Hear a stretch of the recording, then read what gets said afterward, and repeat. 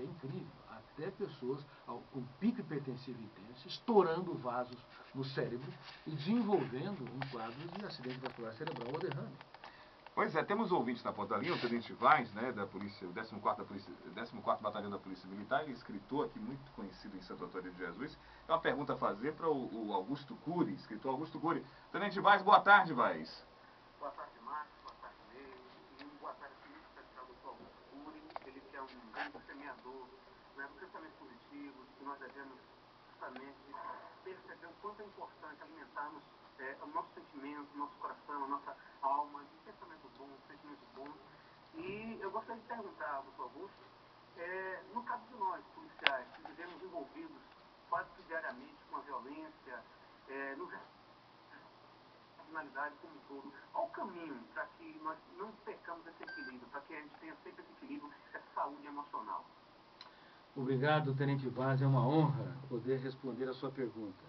Existem algumas profissões, como os policiais, os professores e também os bancários, que estão em situações de riscos constantes, seja pelos estímulos estressantes, seja pelas cobranças, ou seja por lidar com a miserabilidade humana. O que nós temos recomendado para que elas possam ter o mínimo de qualidade de vida numa sociedade estressante? Número 1, fazer exercício de relaxamento durante a história de trabalho. 1 ou 2 minutos por dia, se interiorizar, resgatar sonhos, expandir o prazer de viver para que diminua o nível de tensão e de pensamentos perturbadores. Número 2, gastar 10 minutos por dia expondo os olhos e os ouvidos a estímulos que possam irrigar a emoção com prazer, com encanto. Por exemplo, você gastar 10 minutos por dia observando a anatomia dos troncos das árvores carcomidos, das estruturas das folhas, das flores, observando a anatomia das nuvens, enfim, gastando tempo para não fazer nenhuma atividade intelectual importante, para expor a emoção a esses estímulos prolongadamente. Porque o problema é que nós expomos a uma quantidade de estímulo tão grande que não dá tempo de expandir os horizontes da emoção. Número 3, criticar cada pensamento negativo ou cada ideia perturbadora no exato momento que ela aparece, porque se nós não criticarmos, se nós não reciclarmos, elas são registradas e não poderão ser mais deletadas, acumulando lixo no inconsciente. De que forma? Usando a arte da dúvida, a arte da crítica. A dúvida é o princípio da sabedoria na filosofia e a crítica na psicologia. Quando, por exemplo, nós temos uma ideia perturbadora, que amanhã eu vou perder meu emprego, ou que alguém está me perseguindo, alguém está me puxando meu tapete, ou de que eu não sou amado no ambiente. No exato momento em que aparece essa ideia, o eu, no silêncio da mente, deve duvidar dessa ideia. Por exemplo, eu duvido que eu sou controlado por ela. Eu determino ser estrategicamente livre dela. Eu não concordo em ser escravo desses pensamentos. Eu exijo ter uma emoção tranquila, apesar das dificuldades exteriores. Quando o nosso eu começa a sair da plateia, entrar no palco da mente e bombardear as ideias, fantasias, imagens mentais, com a arte da dúvida e da crítica, com a sua própria cultura, com a cultura do próprio espectador, sem fazer grandes golpes filosóficos e de raciocínio na mente, enfim, no silêncio da mente, sem ninguém estar ouvindo, nós enxertamos no inconsciente uma série de experiências que vão reeditando o lixo da memória.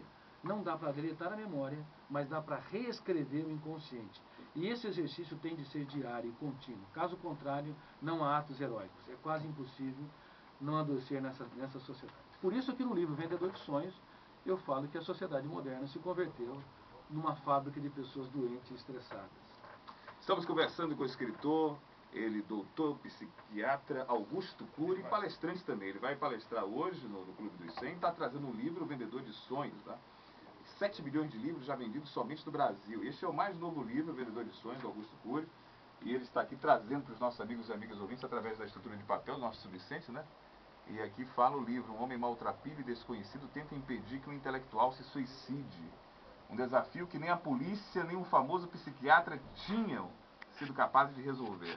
Depois de abalá-lo e resgatá-lo, esse homem, de quem ninguém sabe a origem, o nome ou a história, sai proclamando aos 4 ventos que as sociedades modernas se converteram em um hospício global. Augusto, eu sempre falo aqui nos programas, né, não sei se eu estou certo, eu gostaria de ouvir sua opinião, que as pessoas às vezes não querem, nem crianças, nem às vezes os próprios adultos não querem ganhar de presente um carro 0 km, uma Ferrari. Eu acho que tem gente que gostaria, sim, claro que gostaria.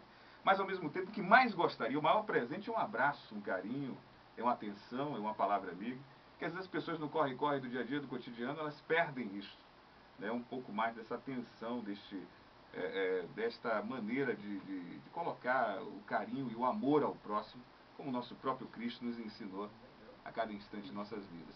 E eu não sei se o livro fala sobre isso, porque você está tocando aqui num assunto de um intelectual que se suicide, impedir que ele se suicide. E aí a gente se preocupa muito com isso, que pessoas estão aí se matando, às vezes não tirando a própria vida, mas se matando interiormente, né? Você tem toda a razão, Marcos. Eu vou te dizer uma coisa, a cada 1 minuto uma pessoa tira sua vida na Terra. Na China, para você ter uma ideia, mais de 250 mil pessoas por ano. São milhões de pessoas por ano. Mais uma quantidade muito maior que não se mata fisicamente, mas se destrói emocionalmente. Com drogas, com uma vida autodestrutiva, com excesso de trabalho, com uma dificuldade enorme de fazer da sua história um palco existencial. Bom, enfim, o suicídio emocional ou físico tem feito parte da rotina dos seres humanos. Nesse livro Vendedor de Sonhos, eu conto a história de um intelectual que estava no auge da fama como acadêmico. Ele tinha uma cultura acima da média, era doutor, chefe de departamento, mas este homem nunca aprendeu a proteger sua emoção, nunca trabalhou perdas e frustrações, perdeu seu filho, sua esposa e todos os amigos. Aí desenvolveu uma depressão grave. Foi ao topo do edifício e ali queria se matar. No sopé do edifício, uma multidão desesperada querendo ver o desfecho da cena. Como você viu na sinopse, nem o policial, nem o psiquiatra e nem o chefe de bombeiros conseguiram resgatá-lo. Mas de repente aparece um personagem, que é o protagonista do livro, chamado Vendedor de Sonhos, que ninguém sabe a sua história, seu currículo acadêmico, sua família, vence o cerco, sobe ao topo do edifício e é barrado pelo psiquiatra e pelo policial. O que tu fazes aqui? Ele olha para os dois e diz, olha, me chamaram aqui. Um olha para o outro, quem chamou quem? Naquele minuto de distração, se aproxima do suicida, o suicida grita, eu vou me atirar, não fala comigo. O sujeito senta no parapeito do edifício, desembrulha um sanduíche e começa a comê-lo prazerosamente. O suicida leva um choque, porque o psiquiatra usou técnicas e não conseguiu resgatá-lo. O policial deu conselhos e não conseguiu resgatá-lo. Agora um sujeito começa a comer um sanduíche na frente dele e de repente ele brada de novo que vai se matar. Aí o maltrapilho, o vendedor de sonhos, que está comendo um sanduíche, olha para o sujeito e ele diz, você quer fazer o favor de não atrapalhar o meu jantar? Então ele sai da zona do desespero, da autopunição, que é o suicídio, da sua gaiola de ouro, para a zona da perplexidade. E de repente ele pensa, encontrei alguém mais maluco que eu. A partir daí, o protagonista, o vendedor de sonhos, começa a vender os sonhos para que ele possa viver a vida com encanto, mesmo que o mundo desabe sobre ele. Aí o homem, o suicida o intelectual, pergunta, quem é você? Você é um filósofo? Não, não sou. É um religioso? Não, não sou. Quem é você? Eu sou apenas um vendedor de sonhos, que tento vender ânimo para aqueles que estão abatidos, alegria para os que estão desesperados, e para aqueles que querem colocar um ponto final na sua história, eu procuro vender uma vírgula. E o intelectual para e fala, o que é uma vírgula? Nunca ouvi falar sobre isso. Sim, eu procuro vender uma vírgula para que ele jamais coloque um ponto final na sua história, para que nos dias mais tristes da sua vida, ele escreva os capítulos mais importantes da sua história. A partir daí ele resgata o intelectual, e esse intelectual se torna o primeiro discípulo do vendedor de sonhos. Ele começa a perceber que uma vida sem sonhos é um céu sem estrelas, é uma comida sem tempero, é uma manhã sem orvalhos. Sem sonho, as crianças adoecem, sem sonhos, adultos se tornam máquinas de trabalhar e os idosos perdem o encanto pela existência. E ele entra em sintonia com Jesus Cristo, que foi o maior vendedor de sonhos de todos os tempos. Aquele homem maltrapilho, e eu não acreditava em Cristo, sempre fui um dos maiores ateus que pisou nessa terra. Você falou isso, e não dava nem para acreditar que você, desculpa a redundância, não dava para acreditar que você não acreditava em Cristo. Porque você fala tão belíssimo, né? Suas escritas são tão belas quando você cita o nome de Jesus Cristo, que a gente fica até, puxa, por quê?